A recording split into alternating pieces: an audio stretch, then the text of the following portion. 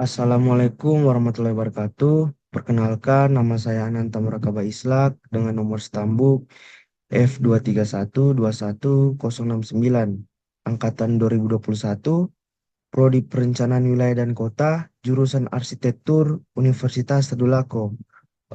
Untuk dosen pengampu mata kuliah ini, yang pertama ada Bapak Insinyur Iwan Setiawan Basri, ST MSI, dan dosen kedua yaitu Bapak Ardiansyah Winarta, ST MSI. Untuk judul dan lokasi perancangan kami yaitu studi kasus di Palu Selatan sebagai kota perdagangan. Saya akan membacakan pendahuluan kami. Yang pertama ialah latar belakang. Kota merupakan salah satu tempat kehidupan manusia yang dapat dikatakan paling kompleks karena perkembangannya dipengaruhi oleh aktivitas pengguna perkotaan yang menyesuaikan dengan pembangunan zaman dan tuntutan hidup. Perancangan kota menurut Sirvani 1960 merupakan proses perencanaan yang berhubungan dengan kualitas lingkungan fisik kota. Pembentuk rancang kota yang baik merupakan suatu proses yang kompleks dan multidisiplin. Kota tidak hanya sebagai wadah fisik bagi aktivitas manusia, tetapi juga cerminan dari nilai-nilai sosial, budaya, dan ekonomi masyarakat. Untuk menciptakan kota yang berkelanjutan, nyaman, dan inklusif, diperlukan pemahaman yang mendalam mengenai teori-teori perencanaan kota yang telah berkembang selama berabad-abad. Teori perancangan kota yang dikemukakan oleh Hamid Sirvani dan Kevin Lynch memberikan landasan penting untuk memahami elemen-elemen yang harus dipertimbangkan dalam pembentukan kota. Eh, Selanjutnya, saya akan membacakan rumusan masalah pada laporan kami. Yang pertama, bagaimana teori Hamid Silvani dan Kevin Lynch dapat diterapkan dalam rancangan sebuah kawasan perdagangan di Kecamatan Palu Selatan. Yang kedua, bagaimana teori Hamid Silvani dan Kevin Lynch dapat ditetapkan untuk menentukan lokasi yang optimal bagi pengembangan kawasan perdagangan di Kecamatan Palu Selatan sehingga dapat menciptakan lingkungan kota yang baik.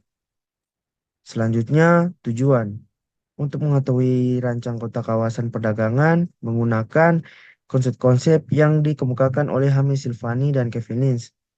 Selanjutnya, untuk menemukan lokasi yang optimal sehingga menciptakan lingkungan kota yang baik melalui penerapan teori Hamid Silvani dan Kevin Lynch. Eh, Selanjutnya, saya akan membacakan ruang lingkup Kecamatan Palu Selatan. Kecamatan Palu Selatan adalah salah satu kecamatan yang terletak di Kota Palu, Sulawesi Tengah. Kecamatan Palu Selatan merupakan kecamatan hasil pemekaran dari wilayah induk Kecamatan Palu Timur. Penduduk Kecamatan Palu Selatan pada tahun 2022 tercatat sejumlah 71.414 jiwa dengan luas wilayah 64,12 hektar.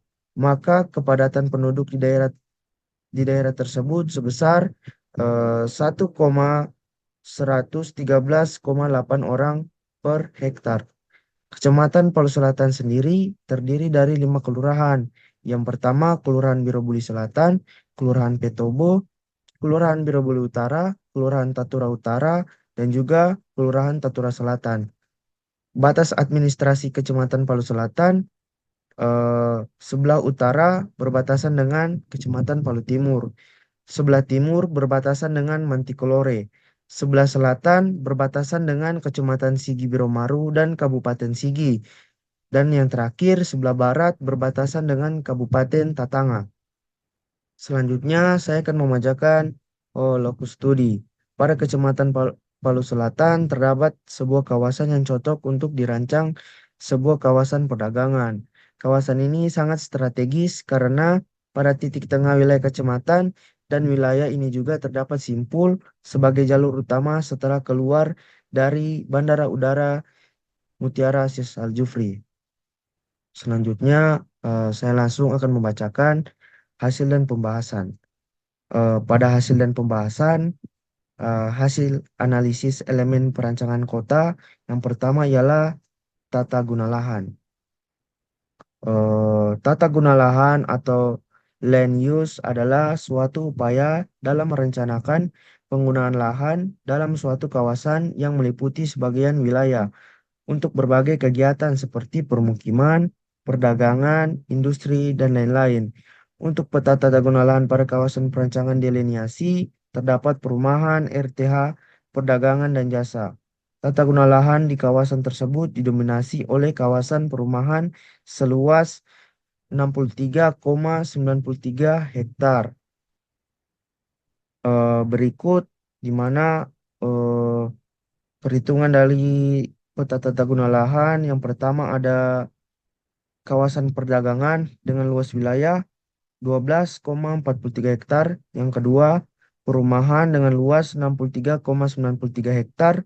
Dan yang ketiga, ruang terbuka hijau atau RTH dengan luas sekitar 13,92 hektar. Jadi jumlah dari ketiga luas penggunaan lahan tersebut mencapai 90,28 hektar.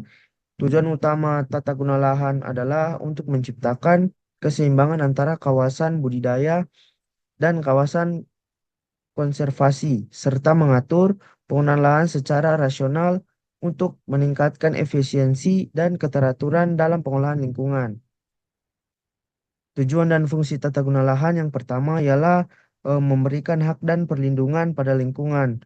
Yang kedua, mengurangi potensi penyalahgunaan lahan. Dan yang ketiga, memberikan sistem transportasi yang baik dan efektif dalam sebuah kota. Selanjutnya, saya akan membacakan konsep perancangan tata guna lahan pada kawasan deliniasi. Menurut teori Hamid Silvani, tata guna lahan didefinisikan berupa rancangan dari dua dimensi yang telah dikafling atau dideliniasi untuk manfaatan tertentu. Pembangunan tiga dimensi berupa bangunan, penunjang perdagangan dan jasa, dan lain-lain. Akan dilakukan pembangunan mengikuti denah yang telah dideliniasi untuk ditentukan pada tata guna lahan di Kecamatan Palu Selatan. Sesuai tema yang telah ditetapkan, maka kawasan peruntukan sebagai kawasan perdagangan dan jasa. Kawasan ini akan menjadi kawasan inti perdagangan. Kawasan perdagangan akan dirancang sebagai jantung dari kawasan ini dengan pusat perbelanjaan modern yang dilengkapi dengan berbagai sumber daya yang memenuhi kebutuhan masyarakat. Selain itu, keberadaan pasar tradisional yang direlevasi akan memberikan nuansa lokal dan menjadi daya tarik tersendiri bagi pengunjung. Untuk area kuliner yang tematik dan beragam akan menambah semara kawasan. Sementara ruko dan toko-toko khusus akan memenuhi kebutuhan spesifik konsumen. Zona ini berfungsi sebagai pusat kegiatan perdagangan utama termasuk toko-toko, pasar, dan pusat perbelanjaan. Zona ini harus dirancang dengan jalan yang lebar dan luas, serta fasilitas parkir yang memadai untuk meningkatkan kenyamanan pengunjung. Pengaturan sirkulasi pergerakan seperti jalan dan lahan parkir tentunya akan sangat berkaitan erat dengan aktivitas perdagangan dan jasa tersebut.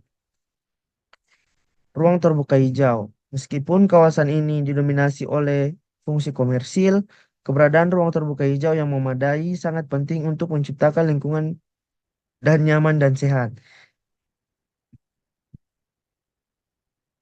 Taman kota yang dilengkapi dengan berbagai fasilitas rekreasi, jalur hijau yang teduh, dan lapangan olahraga akan menjadi tempat yang ideal bagi masyarakat untuk bersantai.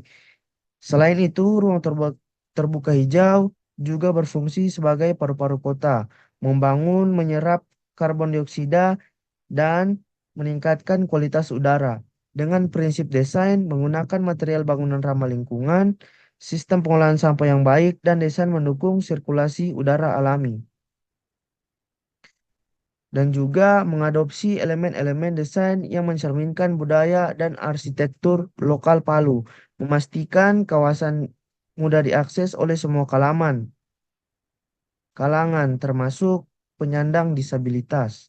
Selanjutnya saya akan memperlihatkan eh, beberapa gambar peta dan juga konsep yang kami terapkan pada laporan kami. Berikut videonya.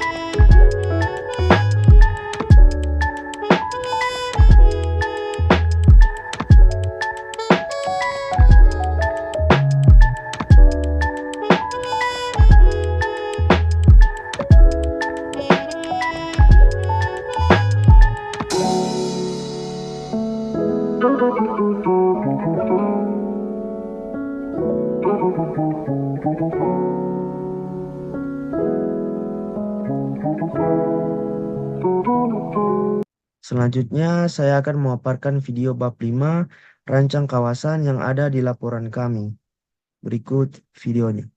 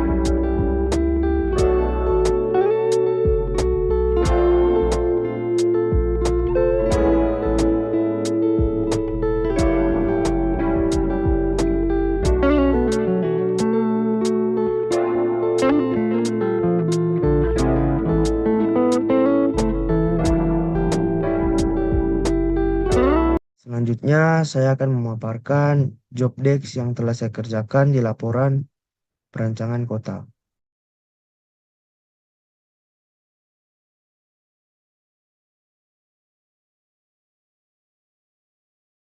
Selanjutnya, saya akan membacakan penutup atau kesimpulan dari laporan ini.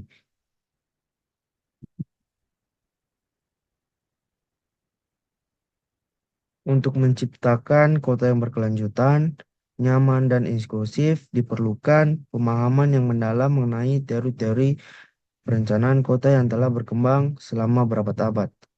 Apalagi dalam merancang sebuah kawasan perdagangan yang mengoptimalkan penggunaan ruang dengan membagi area menjadi zona-zona yang jelas dan fasilitas pendukung seperti parkir, area publik, pengaturan tata ruang yang baik akan memastikan alur kegiatan yang efisien dan aksesibilitas yang mudah bagi pengunjung dan pelaku usaha.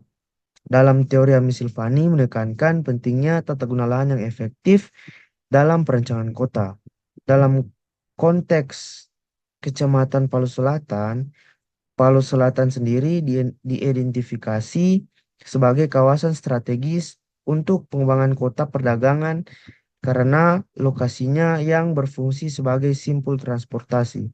Potensi ini didukung oleh keunggulan kompetitif dalam menarik investasi dan aktivitas perdagangan. Pengembangan kawasan ini sesuai dengan Peraturan Wali Kota Nomor 1 Tahun 2023 tentang Rencana Detail Tata Ruang tahun 2023 sampai 2043 yang menetapkan zona perdagangan sebagai area untuk kegiatan komersial, rekreasi, dan fasilitas sosial. Dalam perancangan kawasan perdagangan, aspek-aspek yang menjadi perhatian adalah pengaturan tata guna lahan, pengelolaan ruang publik, tampilan visual yang menarik, serta jaringan transportasi yang efisien untuk mendukung konektivitas antara kawasan. Maka dari itu, tata guna lahan harus mempertimbangkan dengan baik untuk mengoptimalkan penggunaan lahan komersial tanpa pengorbanan ruang publik dan ruang terbuka hijau atau RTH. Mungkin itu saja yang dapat saya sampaikan. Eh, Bila ada salah kata dalam video ini atau dalam pemaparan saya, mohon dimaafkan. Sekiranya cukup sekian, saya ucapkan terima kasih. Wassalamualaikum warahmatullahi wabarakatuh.